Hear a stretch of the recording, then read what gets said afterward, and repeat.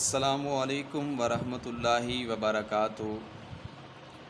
जैसा कि तमाम दोस्त इस बात से बखूबी वाकिफ़ हैं कि अल्हम्दुलिल्लाह हमने HMSZaheer चैनल पे नमाज कोर्स का आगाज़ किया हुआ है और आज जो हम पढ़ने जा रहे हैं वो नमाज के बाद के अज़कार हैं। बहुत सारे ऐसे लोग या दोस्त होते हैं कि जिन्हें इस बात का नहीं पता होता कि नमाज के बाद के अज़कार कौन से, और ये हकीकी बात है, ये प्रैक्टिकली ज़िंदगी के वाक़यात हैं। बहुत सारे लोग हैं जब उनसे पूछा जाता है कि नमाज के बाद के अज़कार, तो उन्हें पता नहीं होता कि नमाज के बाद के अज़कार कौन से होते हैं। नंबर 1, पहली तो बात यह है कि नमाज के बाद के अज़कार पढ़ाने का पहला मकसद ये है ताकि तमाम लोगों को पता चल जाए कि नमाज के बाद के अज़कार कौन से हैं।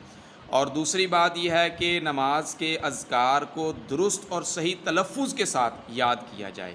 आज इस वीडियो को देखते हुए आप लोगों ने अच्छे अंदाज़ के साथ दुरुस्त तलफ़ुज़ और अदायगी के साथ नमाज के बाद के अज़कार याद करने हैं, लेकिन वो नमाज के बाद के अज़कार याद करेंगे जिन्होंने मुकम्मल नमाज दुरुस्त तलफ़ुज़ के साथ याद कर ली है। आप अगर नहीं याद की है तो हमारी जो पहली वीडियो है उसका लिंक डिस्क्रिप्शन के अंदर मौजूद है, आप उसको क्लिक करें और पहले अपनी नमाज को अच्छे अंदाज़ के साथ याद करें दुरुस्त तलफ़ुज़ और अदायगी के साथ, फिर इंशाल्लाह नमाज के बाद के अज़कार आप याद कीजिएगा। तो नमाज के बाद के अज़कार मैं इंशाल्लाह आपको पढ़ाऊँगा, आपने साथ मिलकर पढ़ने हैं। तो नमाज के बाद के अज़कार, नमाज के बाद बुलंद आवाज़ से कहिए अल्लाहु अकबर, फिर 3 दफ़ा आपने कहना है अस्तग़फिरुल्लाह अस्तग़फिरुल्लाह अस्तग़फिरुल्लाह। फिर उसके बाद बाकी के जो अज़कार हैं जो रसूलुल्लाह सल्लल्लाहु अलैहि वसल्लम किया करते थे, ये वो अज़कार हैं। आगे रेफ़रेंस भी मैंने दिया है, यानी ये सारी जो मैंने मेहनत की है ये आप देख सकते हैं कि ये आप सही बुखारी निकालेंगे, वहाँ से हवाला निकालेंगे, इंशाल्लाह ये सारी दुआएं वहाँ पे आपको मिल जाएंगी। ये देख रहे हैं कि मैंने साथ साथ रेफ़रेंस भी दिए हैं। तो नबी सल्लल्लाहु अलैहि वसल्लम नमाज के बाद ये अज़कार किया करते थे, तो इंशाल्लाह हमने भी इसको याद भी करना है और नमाज के बाद इंशाल्लाह हमने ये अज़कार भी करने हैं। अल्लाहुम्मा अंतस्सलाम व मिनकस्सलाम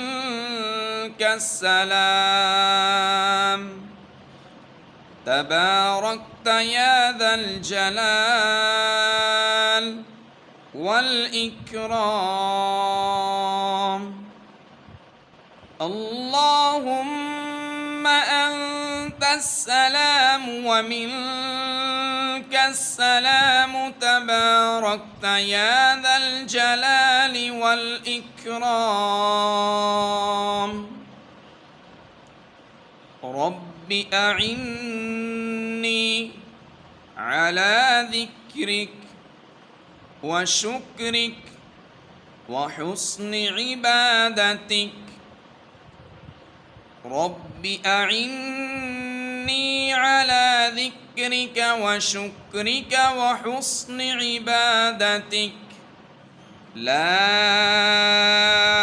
इलाहा इल्लल्लाहु वहदहु ला शरीक लह लहुल मुल्कु व लहुल हम्द व हुवा अला कुल्लि शैइन क़दीर। अल्लाहुम्मा ला मानिअ लिमा अअतैत वला मुअतिय लिमा मनअत वला यनफ़अु ज़ल जद्दि मिनकल जद्द। अल्लाहुम्मा ला मानिअ लिमा अअतैत वला मुअतिय लिमा मनअत वला यनफ़अु ज़ल जद्दि मिनकल जद्द। ला इलाहा इल्लल्लाहु वहदहु ला शरीक लहु लहुल मुल्कु व लहुल हम्दु व हुवा अला कुल्लि शैइन क़दीर। ला हौल वला कुव्वत इल्ला बिल्लाह। ला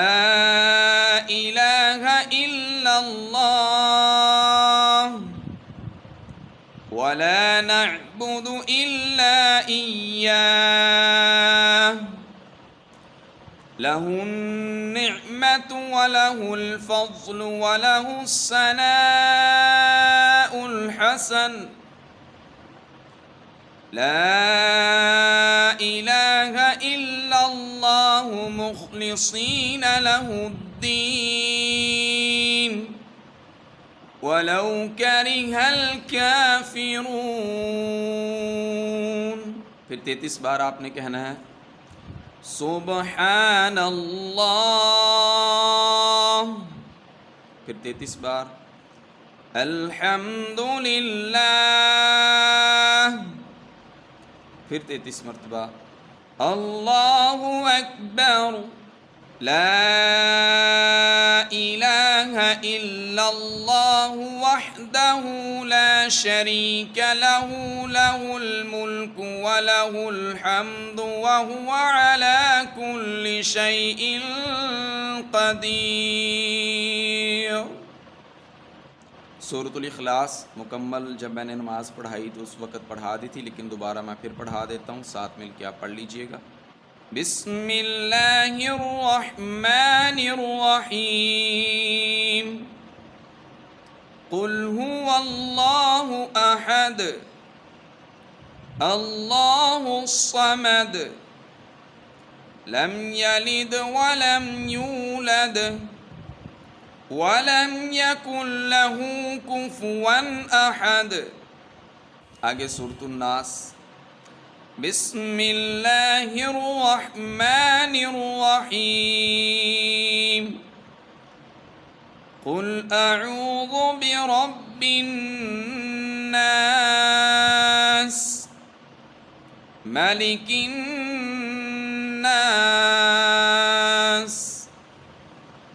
الہ الناس من شر الوسواس الخناس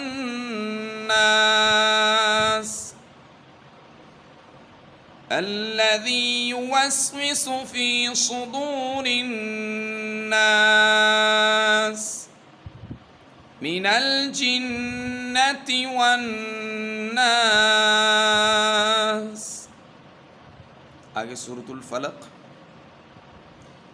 بسم اللہ الرحمن الرحیم قل اعوذ برب الفلق من شر ما خلق ومن شر غاسق اذا وقب ومن شر النفاثات في العقد ومن شر حاسد اذا حسد. یہ 3 صورتیں ہیں، سورۃ الاخلاص، سورۃ الناس، سورۃ الفلق. یہ تینوں آپ نے صورتیں ظہر، عصر اور عشاء کی نماز کے بعد ایک دفعہ پڑھنی، فجر اور مغرب کے بعد 3 دفعہ پڑھنی. ٹھیک ہے، پھر اس کے بعد آپ نے آیت الکرسی پڑھنی ہے. اللہ لا الہ الا ہو الحی القیوم لا تأخذه سنة ولا نوم له ما في السماوات وما في الأرض من ذا الذي يشفع عنده إلا بإذنه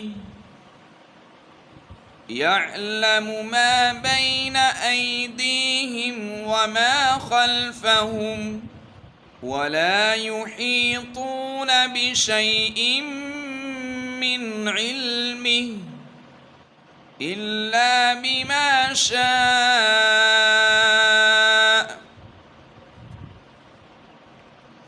وسع كرسيه السماوات والأرض ولا يؤوده حفظهما وهو العلي العظيم. اللهم إني أعوذ بك من الجبن